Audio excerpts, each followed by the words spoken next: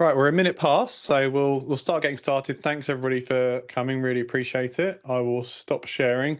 We're not going to do a lot of content for this one. It's going to be more of a conversation. As I said, we've got the chat open. Be aware, obviously, if you're firing things into the chat, everybody on the webinar can see them. But we would encourage you to throw thoughts and questions in there. If you want to ask something more privately, we have the Q&A going as well. And the whole idea around this is to have a bit of a conversation between Alistair and I and everybody on the webinar here around getting to Teams Phone and how we can accelerate that, really. There's a lot of organizations out there that are already licensed for Teams Phone, a lot of E5 organizations who haven't yet activated those seats.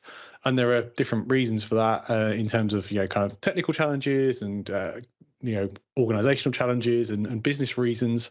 So I've got Alistair here, and I'll get him to give himself an intro in a minute, but he is the person I go to for kind of proper depth and enterprise voice. And I don't do any hands-on anymore, so when I need to know what I'm talking about, I tend to go to Alistair for the real world opinion. So we're basically going to have that chat live on the webinar. Alistair, do you just want to introduce yourself and give some context to your role, please? Yes, sure. So at Pure IP, I am the Professional Services Director, and that means that I look after multiple teams that all work together, but they're slightly different from our other teams that work on our kind of core services. Instead, our teams work really with and on behalf of customers to deliver enterprise type services. So we're really working between the core Pure IP engineers and service delivery people and the customer to deliver Pure IP global voice services. And you've got obviously good visibility of pretty much all the Pure IP projects, from hundreds of seats to tens of thousands of seats. Sure. Can you give us some context of kind of, you have to use customer names, the kind of recent projects as kind of what we're drawing on for this conversation? Yeah, it sort of changed over the years as direct routing became a thing, and as it expanded into multiple different areas and became more calling plan, that sort of stuff. But I suppose maybe not in terms of specific case studies, if you like. But I was thinking about this the other day, and I was thinking about the areas that we are mainly working on now, because it's changed over the years. And I'd say probably the big one at the moment will be OC migrations. Everyone's on that path at the moment, looking at Operator Connect, moving away from direct routing, moving away from calling plan, or just literally going to Operator Connect. So we're doing loads of those at the moment. We're doing quite a bit of things where customers need some help scaling. So it might be that there's just an overwhelming amount of sites, of users, of plans to actually get all this through and across the line in a reasonable time. We're sort of getting involved to help them with the scaling. We also get involved quite a lot via our on-site SBT team with challenging regions for PSTN integration. We're shipping those things all over the world at the moment, get involved in various different compliance in certain regions and different sort of config setups to try and achieve that PSTN calling all over the world. And then probably the biggest growing one for me is analog migrations. Can be quite challenging, but that seems to be where people are coming to at the moment. Everyone's fairly happy with office-based users and teams now, apart from if you're talking scale. It's more like, what else can we hit? What else can we bring in? And how do we make it all work together? So I think they're the kind of main areas that my teams are looking at the moment. Awesome. So my friends at Microsoft tell me Teams Phone is super easy, right? We've got Operator Connect. We pick the users, we click, click, click, numbers appear, click, click, click, everybody's live, right? So why in an enterprise is that not always true? What are some of the challenges? And then we'll get on to how we can address those challenges. Well, so there can be a lot of challenges. The challenges can be organizational change, definitely in some times. Organizations just aren't necessarily ready to take the users on that kind of journey very quickly. It can also be maybe a sort of slight naivety. Sometimes teams can appear like it's going to be very simple to do. And it sort of unfolds that actually, yeah, it's easy in some areas, it's hard in others, but they're all wrapped up into one project, and the project kind of loses a bit of momentum because of that kind of stuff. And in other cases, I think it's about sort of decision making and seeing things coming. because I think because telephony has changed over the past few years, it's quite different from what was typical sort of legacy telephone systems. People are using it differently. It needs to be configured in a different way. People are now planning to use it differently, and it's integrated into sort of business process and business needs in a different way. So sometimes you can kind of like stumble across that a little bit without really realizing it. So it's so some of the sort of technical challenges of scale and things like that, and other ones are more sort of business change, and that tends to be the big one that will slow you down. Really, a business saying that everyone wants to adopt it, but there'll be quite a lot of blockers along the way.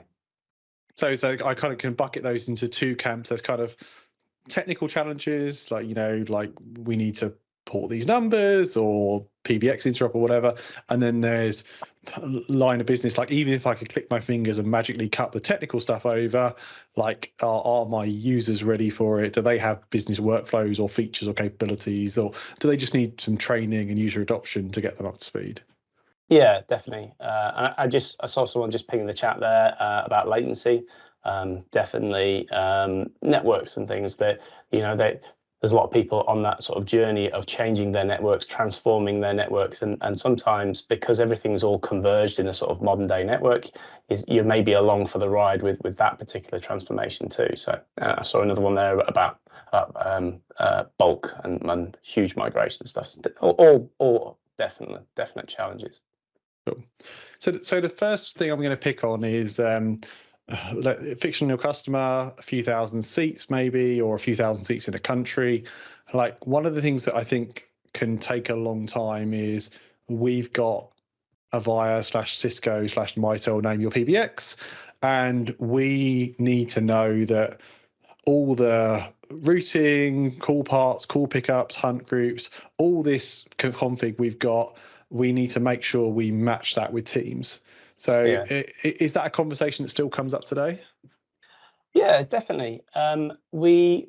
It's really a mixed bag on that front. We have plenty of customers that know exactly how something's configured, exactly what they want, and exactly how they're going to transform it. So those aren't necessarily ones that sort of slow things down per se. Mm-hmm. But other than they might get quite complicated, and we've got other customers that definitely need that sort of discovery. And even once the discovery comes for those customers, they still might not necessarily be too sure about what some of it means. Just because you do that discovery, sometimes you need the business units to be involved, and the technical people to be involved, the people that have configured it to be involved, and they're not always there. So discovery is definitely a thing, but there's some kind of other ways to maybe get around that a little bit. I think to try and simplify things. Yeah. So if a customer was asking me, like, I want to speed up my project, and we have this, legacy / existing PBX, I would make the case that when you configured that, life was so different to how it is now. Yeah. And the way people work is different now. And furthermore, the Teams functionality on phone is not one-to-one with a classic PBX. So even if you could click a button and replicate the config, you probably wouldn't. So my push would be on the customer is like, take some high level understanding from that, but jettison the per user, per department config, and as much as you can, start again, almost consider it semi-greenfield. Like this is going to depend on the business and the business workflows, but the more you can say that's how we used to work with Mitel Avaya, and Teams is a new day. And the reason I say that is because Teams is very self-service orientated. It's like you configure your delegates and boss admin, you can work on, like different capabilities about how you route calls, and call park and call queues and also attend a pickup. They're quite different in this day and age where I could be working from anywhere. Do they have the same value for people? No, I totally agree. And you've kind of hit on the big ones there. I think maybe a couple of years back, everyone was really concerned with feature parity between an old and a new system. And, there's a lot of naysayers out there, like Teams doesn't have all the features. And they're probably right. Pound for pound against a sort of traditional IPPBX, it maybe didn't, but things changed and people started using it differently. It's not just telephony anymore. It's sat right in the middle of all that kind of collaboration suite. But I mean, to the point around what you were saying there, you can definitely make something more simple. So say for instance, you've got a really detailed export of a phone system, and there's lots of things popping out at you about like hunt groups and pickup groups and CLI masking, and queues and things. And sometimes you can look at it and it doesn't quite make sense. You have to spend a lot more time in the project engaging with those business units to understand exactly why they've got it configured like that. In a lot of cases, like shared extensions can look like pickup groups and things like that. But as you say, you can take a different approach here, and you can empower your users. Some of these IP-PBXs that were in play back then aren't quite the same as Teams now. You reeled off them, but I mean, core queues have got self-service admin. You've got core queues that allow users to take themselves in and out of it. You've got self-service pickup groups, delegation settings. You can even block your own numbers. You can turn your CLI on demand. I suppose, technically speaking, you can even deal with your single number roaming. That used to be a sort of thing on IP-PBX with the Teams app. So and deal with voicemail. So there's all these things that you can straight away look at an old IP-PBX config and just kind of take them out of the way, and then really focus back down on the other parts, numbers and the sort of call paths for queues and things like that. You never quite get away from having to do some of those things with queues, but it does help quite a bit if you can find someone who actively wants to be like a sort of administrator or pseudo administrator on those. So yeah, and it'll take out a lot of time with an engineer trying to align the configurations, trying to design it, trying to test it. You're putting more on the users in the UAT to try and test all these things. If you can make it quite short there, it's a lot better, I think. Yeah, and I think it's inevitable, even if you could map that config, within a month or two of Teams, the business will be like, oh, well, we work differently now with Teams than we did. We don't need that. So yeah, I would encourage customers to, as much as possible, make the jump and take that investment in ProServe or support or internal team and put that towards the go live. Like, be ready to help the users configure it rather than spend endless time, because and as you said, the business engagement is tough, right? Department heads don't typically want to engage with you about how the head 3 years ago set up Cool Park, because they don't know either. Factories can be quite a challenging area to kind of unpick all that sort of stuff. Why things are ringing in multiple places, why they're linked to lights and loudspeakers and all that kind of stuff. So yeah, it's quite a challenging part of it. Two really good comments in the chat here about Teams versus traditional PBX features. I find whenever you're in a position in a project where there's someone on the customer side is trying to say, we have all these features, like you're already on the back foot. Like the best scenario then is to be like, well, Teams isn't a PBX. Like it's collaboration with phone. Yes, it has PBX features, and yes, as someone put in the chat, I think that increasingly we have similar features to some of the legacy PBXs, but you're on the back foot if you're being asked to constantly map. The better conversation is, like, the business is changing here, the world is changing. Let's look at the new capabilities you have in Teams and map them to the future of the business, not try and map to, the classic one is like things like line keys. It's like well, that person might not be physically at the desk to see the line key anymore. Like, it's a new way of working. Well, yeah, I suppose if you look at it, look at them side by side, Teams or Teams phone system, as Microsoft define it, doesn't include any kind of dialing. You don't need a Teams phone system license to start calling between different Teams users. So you're almost chopping your phone system configuration, the IP-PBX, in half, because you definitely did have the internal sort of extension dialing, if you like, on the IP-PBXs, and then you had your external calling. In Teams, that's all gone away. A lot of people don't necessarily correlate that back to the telephony project by saying, well, actually, we've gone out there and we've turned on chat and collaboration, and we've got internal calling. Well, that's actually taking us a few steps forward in our telephony project. We don't have to really cover that, and it kind of gets you into that kind of conversation about, well, how much sort of integration do you actually need? Yeah, so let's get on to interop. There was a good last comment on some users don't like to manage their own phone features, and that becomes again a business conversation. It's like, well, does the business want the project to go fast and culturally change, or does the business want to match that culture and pay for the ProServe to have a voice team configure. We can do both in Teams, but definitely the motion of the entire world is, self-service rather than have that business person ring somebody up to set their forwards, that kind of thing.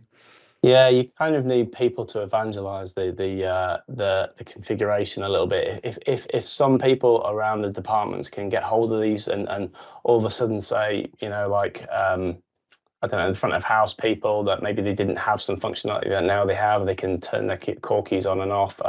There's people internally that can create their own hunt groups. Maybe the hunt groups were never quite right, because that was typically a thing on PBXs, that you set up this hunt group and then years go by, people leave, they don't get maintained that well, and then actually this one number is just ringing like one phone. And the people in the departments don't necessarily have the time or have the will really to log the tickets about it, so it never really gets fixed. But you sort of flip that on your head and say, well, if you don't want to do your self-service stuff, you yourself might not want to, but there's probably other people out there. So you can have a fairly kind of vanilla configuration. But other people who do want to get involved, like someone's just said about Teams champions, they're going to be the ones that are going to kind of straight away get into Teams, look at all these things that they've got. They can mess about with their voicemail, they can put people in call groups, they can do their own delegation. There's quite a lot of things out there that I think some people benefit from. Granted, not everyone's the same. Okay, so yeah, I think Zach on the comments saying Teams phone champions are key. That's definitely getting business side people, if you can, to be engaged in the changes is great. So we've got this customer, they've got the Avaya, Cisco, whatever. We've talked about how do we map the existing config. Now we've got some options, right? So we know this site, office, country is moving. We can potentially, and this is where Pure IP have some interesting capabilities, is we can potentially port all the numbers in first and have a standards-based SIP trunk to the PBX and take control of the port first. We could port and cut teams at the same time. We could even use now with things like shared calling, we could light up outbound first on Teams, and we've actually done that with direct routing shared calling as well. So talk us through those options, Alistair. Kind of what are the pros and cons of port versus port and cut at the same time versus outbound first? Yeah. Okay. So I suppose there's a couple of areas you sort of talked about there. So taking the migration bit first.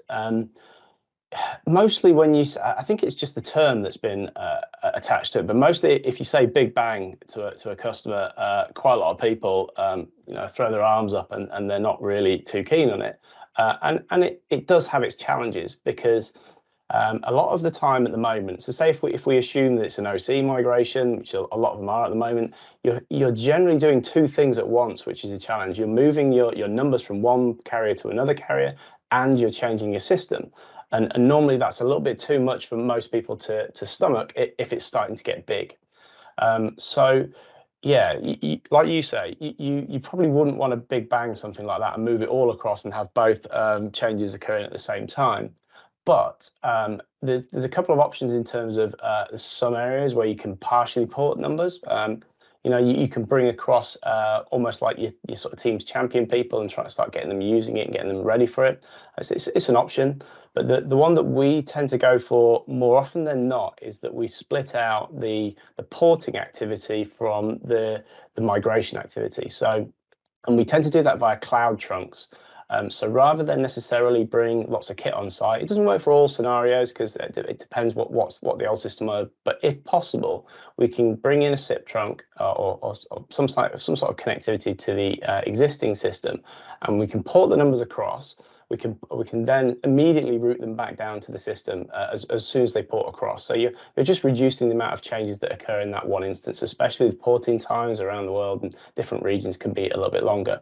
But then especially with the Pure IP service, you can do it via the portal, and you can redirect numbers one by one. You can do it one by one. You can do it in bulk. You can do all of them at the same time if you want. But that then gives you a lot easier way to flick something across. All you're doing is flicking a number across to the service, uploading it into Operator Connect, and assigning it to a user. And you can tie that down to a much easier time frame rather than saying, We're going to wait for the provider to port these numbers in. It could be 1 hour, it could be 3 hours, it could be a bit more, and then tag the stuff on the end, and you're going to be down an unknown amount of time. So migration trunks tend to have a lot of a lot of cadence with our customers, and they tend to be quite a good way to actually speed things up. It maybe sounds bizarre adding another step in, as long as it doesn't have a whole heap of interrupt time that you actually need to do. It can really sort of speed things up, because you can actually start getting some value from the service. You can move across maybe numbers that aren't quite so priority, maybe save your core queue numbers and just move users across. But additionally, that migration trunk option is a really good one when you've got a big range of numbers and they're split up between different services. Say, for instance, you've got your contact center numbers right in the middle of all the rest of your enterprise numbers. So again, you can port stuff across, move the contact center back, and then put the users across onto Teams and do it sort of safely. And it's a bit easier to do in that way, and it can save you time. I'm a big fan of that port first, because it leaves all the migration control then under, pure IP in this case, but your telephony partner. So when you're coming to projects, you're not worried about the combination of dealing with multiple telcos, making sure the port cut happens at the same time that the user experience. And if you're using good user comms and you're saying we're all going to be on Teams on Monday, you want to know as much of that changes in your control as you can have. Yeah, definitely. And then I think you, in terms of those different options we were talking about there, you mentioned outbound first. So yeah, Mark in the chat mentioned that too. Yeah, so it's a really good way to get users at least using part of the service. You've got to be careful about how you go about it. Is all. So as you've got your numbers in port, until they actually port, you're not going to get any inbound service from them. But what you can do is you can utilize a couple of different mechanisms, depending on whether you're on direct routing or Operator Connect. You can use shared calling on both. It's a great way to actually say, right, well, we'll maybe port across a few of our numbers so that it's still one of our numbers, and we'll hide all the users behind it. They can have all their outbound services and get to grips with Teams a little bit. Or we can actually use some new numbers. With a new number, it's pretty much a bit like a migration trunk. It's a migration number, a set of migration numbers that you just hide behind for a little bit. You can get some of your, depending on how you do this, if you're using CLI masking or shared calling, in some cases you can get some of your configurations in place. Like CLI masking is not quite as much of an option as it in Operator Connect as in direct routing, but they're definitely good ways to actually try and get some users across. I think also though you just have to bear in mind a little bit about doing that. It's a great way to speed things up, but you got to watch about your emergency calling and just set some expectations on users so that they know that their calls are going to be coming from this number. They know that their inbound is still maybe on their phone sat next to him, and maybe for a period they should be advised to make emergency calling on one system, or you can have the service set up so that it's at least making an emergency call from the right location that they're at. No, good tip. And what about, like, I've seen a couple of comments in the chat about optimizing and reducing number ranges. So everybody thinks we don't want to have this conversation because we're a telco and telcos want to sell numbers, but is that a reality of projects these days? Like, not everybody needs a DDI necessarily. Yes, it is. It's a weird one because Microsoft really started trying to change the tide of what people really were trying to achieve from this. There was a time where the default was people didn't have DDIs, and then I suppose because it suited the whole Microsoft ecosystem, it started going more and more to a DDI per user. Does everyone need them? Arguably not. But I think there's certain like profiles or personas that you would set up on your system of people who definitely don't need them, and they're probably the painful bits that would be sort of previously upsetting projects, because you'd say, right, well, everyone needs a DDI, and you look at these users, but they take no inbound calls, and the argument we get is that we don't even want them to have inbound calls. We want everything to be funneled through this call queue back to them. And so there wasn't there were some options you could kind of fudge that a little bit in direct routing. There weren't any options in Operator Connect, but yeah, now there are these options. So Microsoft have still tried to change people's mind on this, and people are along for the ride with the DDI per user.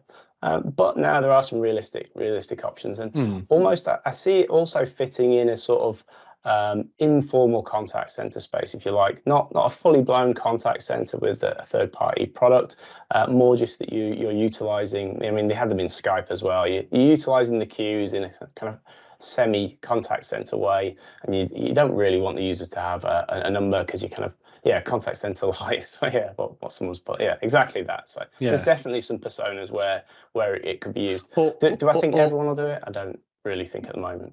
No, I mean, like I think it's pretty unarguable that a certain number of people are going to need DDIs, right? Because that's how they work. They get calls, like things like maybe frontline worker, where they don't get direct inbound, or common area phones. I know you've done some stuff in manufacturing where it was an internal phone that needed capabilities to make a call, but it was never going to receive a direct DDI in from the outside world, as an example. Yeah, and you actually spent more time trying to lock that down than was worth it, to be perfectly honest. So, yeah, no, I definitely think it's a really good option now. But I suppose the other side of this is you have to bear in mind when you're on a global rollout like this, you have to bear in mind which ones you can actually cut down. You'll find quite a few places in Europe that you can't. There's places that there's some customers that come along that maybe historically they didn't get charged per number, and all of a sudden they've got like 1,000, 10,000 numbers, and they don't use anywhere near that amount, but they can't necessarily cut it back. So there's some things that's industry, and you can't do a great deal about it. But yeah, there's other ones where you can start shrinking your range. But yeah, that's an important call out. Is lots of people that want to optimize their range depending on the country. It comes as a big block, or you can't pick certain numbers out of the range, or you can't change the range. Other countries you can. That there's an extreme case here, which again, if the customer says, "How do we move super fast?" Like some customers will just completely start fresh on a range. They'll be like, "Nobody is that attached," or we will forward the entire range to reception for 6 months or something to catch the stragglers. But I mean, that's from what I've seen, that's rare, Alistair. Is that fair? But it is possible. Yeah, I think it's fairly rare, but yeah, it is possible. I have also seen, bizarrely, some customers chose to reduce the range by literally just picking number by number. But I think that's a fairly terrible kind of idea, because it's absolute chaos once you get into this thing into support. It looks great on your project. You start to reduce all these costs and numbers, and then you get into support, and you might have like one number and then a gap, and then two numbers and a gap, and it becomes quite a challenge. Probably less so with Operator Connect. It was definitely more of a challenge when people were sort of still managing their numbers out of spreadsheets and stuff in direct route. Cool. So that's we've got the kind of typical easy. We port the number range, we light up Teams. Let's go on some of those things that are a bit more sticky. So let's say I've got countries where, for whatever reason, they need local breakout. So it's regulatory. There's no cloud SIP into those countries.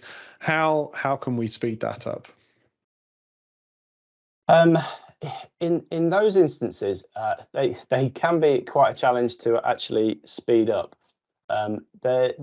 It's more about really understanding what's required quite quickly, and having a sort of a plan that's shared with everyone. So you can India would be a good one. You can sort of speed some things up by making sure there's the appropriate sort of engagement with the carrier, and making sure there's someone actually engaging with governance, and all working at the same time, making sure that we're getting the kit in place, or all aligned. And then some of the things that we've just talked about here, putting the configuration across the top in a way that takes out some of the more complex things.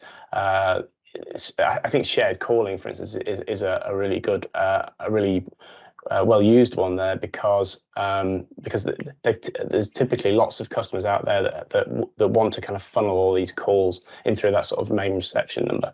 So yeah, it can be quite a challenging one when you come up against these different sort of regulatory problems, but it's more being aware of them straight off the bat, trying to make sure that everyone understands their roles within all this and try and get things moving at the same time. Yeah, and from a pure IP perspective, like there's going to be potentially some kit there. It could be virtualized, could be physical, but we have the capability to, manage, maintain, remote config that kit as well. Yeah, I mean, a good example of that, because we know that kit is going to take us a while. Those kind of specs of our kit, the different types of interfaces we're going to need, maybe some analogs, maybe some primary rates, all those kind of things. They're getting spec'd right at the start of our process when the salespeople are engaging with the customers about what they want. That's getting done straight off the bat. So the minute that the project gets ordered, we're straight away getting those hardware out. That we know they're going to take a while to get the hardware. We know we're going to have to jump through certain hoops getting the hardware released. There might be certain certifications we have to provide to manufacturers to actually even get them released. There's maybe certain certificates we've got to provide to get them into country. It's quite challenging, but we know this, and we know the steps, and we know the steps for the different regions. So yeah, that's normally why we're first port of call. We're trying to make sure we've got that hardware spec, and then second port of call, we're definitely trying to make sure that the design is aligned, and all the sort of technical and IP information is aligned with what the guys who with like the network team and stuff. So by the time we actually get them to site, everyone's on the same page, and everyone's been working towards the same goal, and it does speed things up a little bit if you can also then get the carrier stuff going too. Yeah, so that's one of those ones where you're trying to speed up your project. Like that is an opportunity to look at your project globally and be like, even if that country is way down the line on my project plan, like let's spend some time talking about it now, because we might have a multi-month lead, as you say, to get the kit into the country, to get maybe they've got an outsourced network team, we have to get it racked and stacked, all the connectivity. Like that's a chance you could actually, again, by putting some planning up front, you can speed up your overarching project and not get to that country and then be like, oh, it's 6 months to get my Ribbon Audio Codes SBC into the country racked and stacked.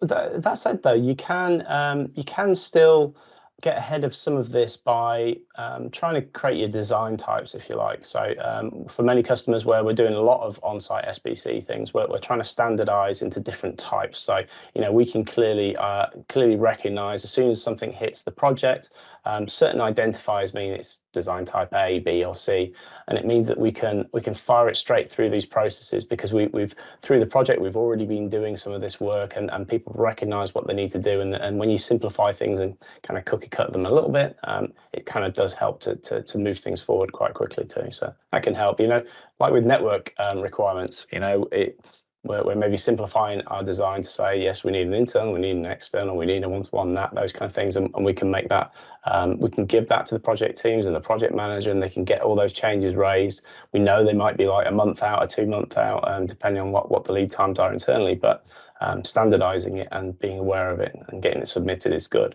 because you can then be off getting all your quick wins. There's invariably lots more going on if you're on a global rollout, and I would bet there would be offices that would be a fair bit more simple, ready to go, that sort of stuff, and then taking some of the points that we've talked about earlier in this meeting, you could take some of those and even speed some of those up again. So you're off getting the quick wins whilst you've got the long game with some of those, but you're even still moving it forward because you're kind of cognizant of it. Yeah, no, that's really good points. Jody just mentioned India in the chat, which is very topical, because India is one of those places where it is challenging. It's usually local kit, although now there are some providers that offer operator connect in India as well. So it is slowly changing that you can do cloud telephony there as well. Yeah. There you go. Someone caught it in the chat. Thanks, Chris. Perfect timing. Yeah. So there's 3 operators there, and again, pure IP hat, right?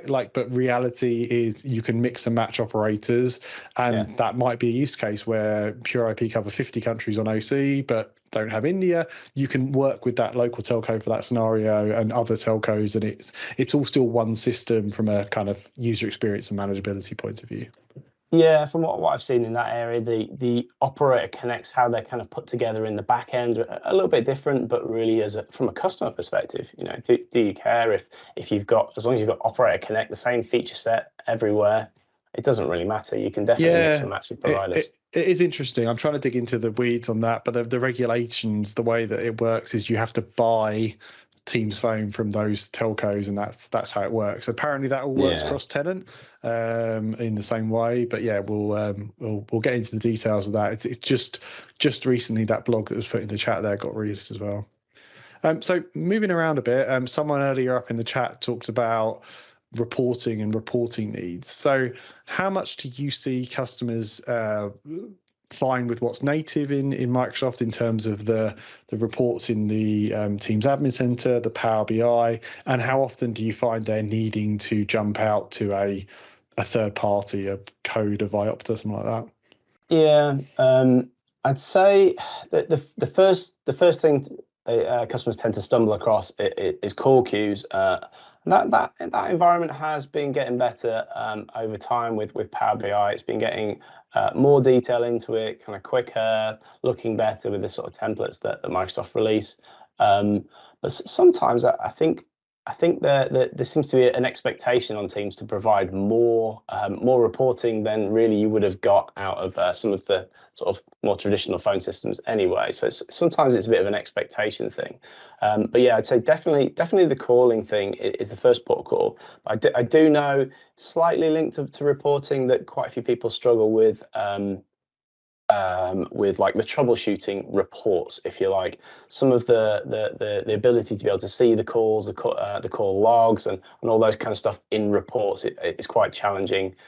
You can go to certain areas and you can get there. So I think there's those areas, but then really the overarching one on this, I would say, is it tends to be when customers are moving towards contact center, whether they've maybe dipped a toe in the water with some call recording, they've maybe added some informal contact center or contact center light, as we were talking about it, and then they're like, great, right, we've got our functionality. We just need to be able to see like queue times and agents and calls that aren't being answered, and then they struggle a little bit, and that tends to be the kind of the time when things need to knock up to like, well, typically one of the contact center ones. But you've got there are some third-party providers out there who can give you some kind of interim bits. You can kind of run like a contact center light with Teams functionality and some of the third-party reporting, which is pretty good. Nice. So you touched on contact center. Perfect. That's my next topic, and again came up in the chat. So like contact center is often more complicated and more important, not always, but like usually that's one of the crown jewels of a telephony project. So do you see customers doing that at the same time? Do they migrate contact center and Teams phone? What do they do in terms of, do they stick with the same contact center vendor? Do they mix it up? What happens there? So typically not. We have had some customers who have moved the whole lot at the same time because maybe the contact center was pretty much or pretty well integrated into whatever the enterprise telephony system was, and you know, it's maybe become end of life and or went end of life at the same time, and they kind of needed to move off. In those cases, we've found that some of the things that we've talked about earlier can help. So say, for instance, that you needed to get off your existing platforms but run them at the same time. We can utilize the migration trunks. Say your numbers are mixed up in amongst all your enterprise numbers. We can route them different ways. But in other options there, you can try and push the place of where you're trying to interrupt. So say, for instance, you had a phone system on-prem and you had your contact center on-prem and you were doing all the sort of close interrupt there. You can start to try and push that into the cloud now. As an example, Pure IP, we can connect your Teams into the cloud, into our global voice network. I mean, we can connect your analog stuff in, we can connect your contact center in, and we can make it all dial each other. We can do some specific dial plans to actually achieve that for you. But I think we're up to like 8 different providers, that we contact center providers, certified providers, that we've either got sort of the equivalent of super trunk, direct trunks into, or we've interrupt with previously. Exactly, and you know, if you're in the market for those kind of contact center integrations, then it's a really great option, because you don't have to like start again. You know, you don't have to go out there and build your connectivity fresh to your contact center. You can come to us, or there's other providers out there that can then that can then just really light up a trunk. It's less of starting it from the bottom. It's more like you're kind of halfway. And you can actually get your contact center online much quicker. You're really just focusing on your features and your call flows rather than the underpinning kind of connectivity. That kind of depends if you're going down the route of a sort of, I suppose, SIP and presence orientated contact center. You can then go down the Microsoft API based contact centers. But what I would say is that they've taken quite a long time to try and get up to par, really. I think Microsoft has been a little bit slow at just bringing that feature set to the APIs for contact center. So that kind of level's taken a bit, but all of a sudden, sort of maybe last year, I suppose, or maybe the last year and a half, it's sort of expanded, and all of a sudden there's all these API-based contact centers for out there too. So, you can choose to stay with what you know and be able to kind of control your sort of SIP, or you can take that leap into the API-based contact centers and be able to do some of that. They're both viable to do kind of quite quickly and align to your telephony. You can do them both at the same time, but I think typically most customers sort of split them apart. They try to get the team stuff going first, and then try to overlay the contact center second. Yeah, that makes sense. So it's not about technically being able to do both at the same time. It's more about like the amount of change the business can take or the project can take concurrently. And yeah again, back to, you could port all your numbers in and break them off to the existing content. Like, you don't have to. I think I see some customers thinking these projects come as one, and that scares them because they're doing it all at the same time. Whereas actually they can absolutely, even if the contact center is tied into the legacy PBX, maybe you keep the legacy PBX running a little bit longer while you decide to go to a, like you say, a true cloud contact center. And obviously with the Teams hat on, I'd say one of the certified contact centers is probably the right way to go. But you absolutely, if your contact center business unit is materially different to your phone users, you could run an independent contact center, or you can go down, as you said, one of those API integrated where you can bring your DR, your OC numbers straight through Teams, tightly integrated, and have that kind of single experience. Yeah, definitely. I think that's like it's still a bit of an emerging space, I'd say. So some of the features, if you had maybe a larger VIA contact center out there in years gone by, is it pound for pound got the feature parity for these API based ones? Probably not, but what you're probably going to see is things going in a sort of slightly different direction, much the same as we've talked about with Teams going from legacy phone systems to new ones too.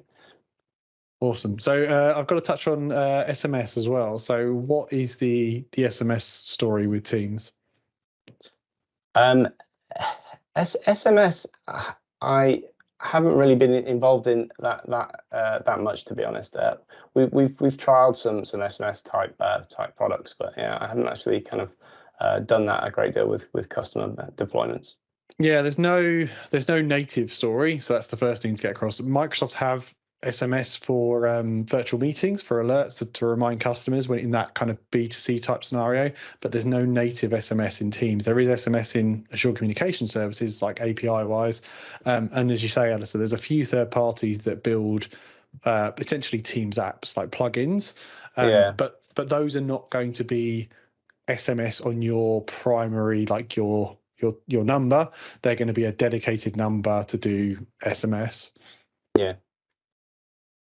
Awesome. Yeah. So there are no, just in the chat there's no direct Teams SMS light up. Microsoft have said previously in events that it's on the roadmap, but it's some other UCASs do have that capability, but it hasn't come up as a high, like it's not on the public roadmap as an item, for example.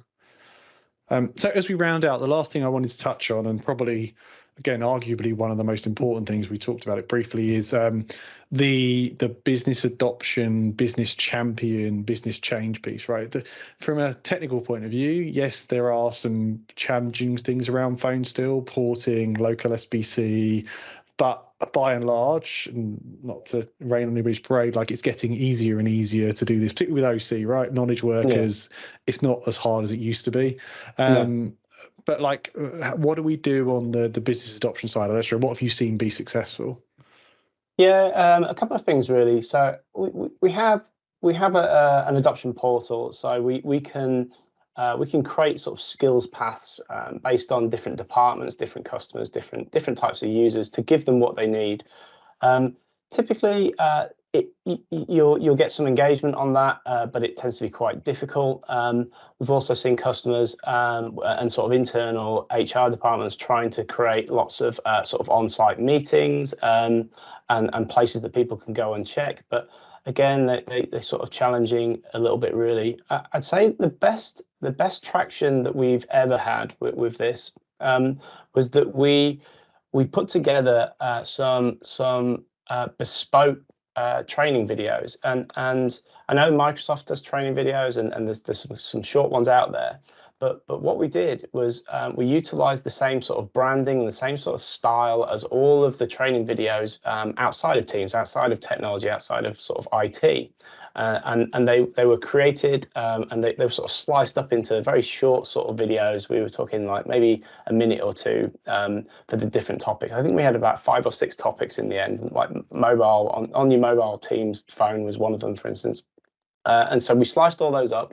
We made sure that they were branded the same. They made sure that they had the same look and feel as all the other videos that they'd been consuming from their HR department previously.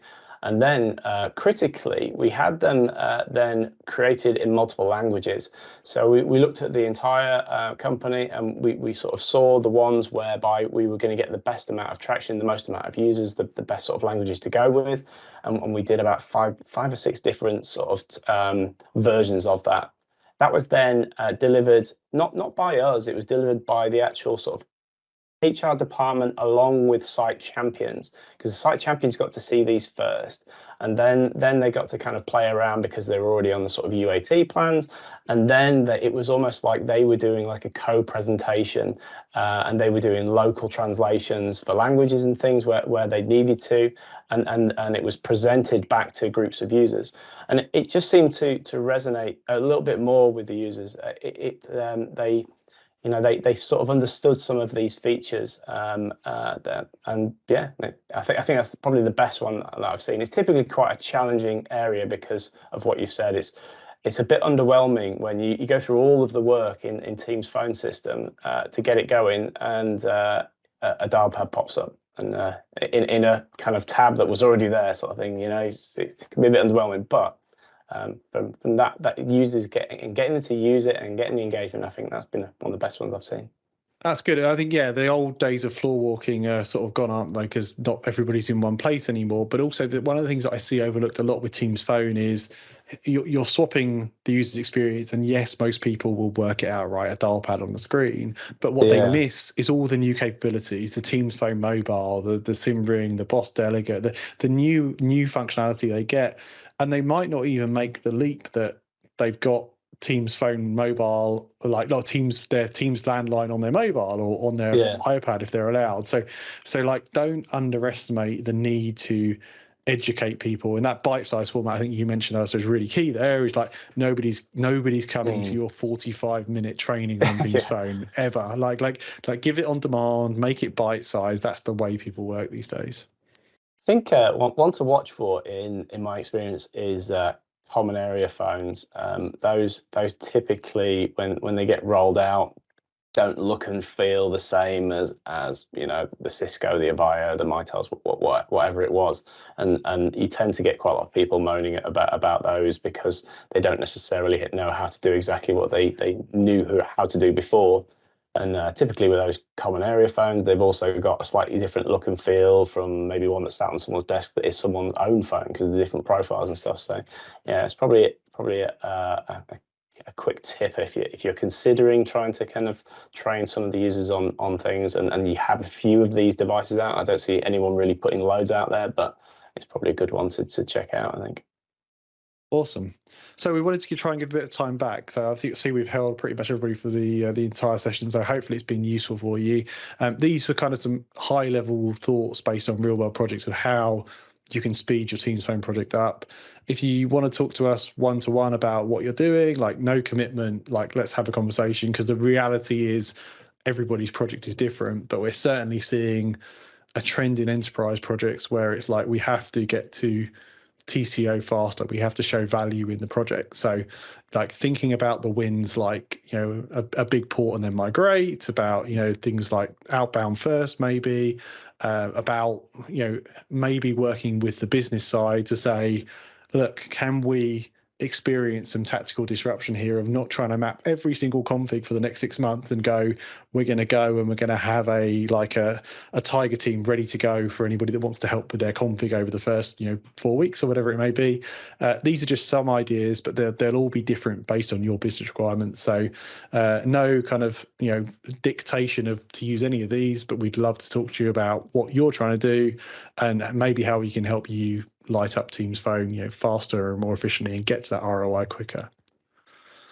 Alistair, thanks for taking the time out. I know you're super busy. Appreciate you jumping on and sharing the nuggets. Really useful. Thanks everybody. Thanks to everybody in the chat as well. It's been a really lively chat, and I appreciate people throwing in ideas and suggestions as well. I'll throw again in the chat the next webinar. So we're doing a webinar specifically on Copilot and Copilot and M365 and Copilot and Teams Phone. Obviously, that is the hotness right now. If you're doing Copilot, then, I mean, for me, if you're doing Copilot for M365, you've got to be doing Teams Phone because you want that data in there. But that's the next webinar. Look out for that. Thanks, everybody, for taking the time. The recording will be pushed around afterwards. If you've got any questions or feedback for us, reply to that. You know where I am. I'm sure you can work out where Alistair is. But you'll get an email after the event with all the contact details as well. Thanks, everybody. Cheers, Alistair. Appreciate the time. Bye.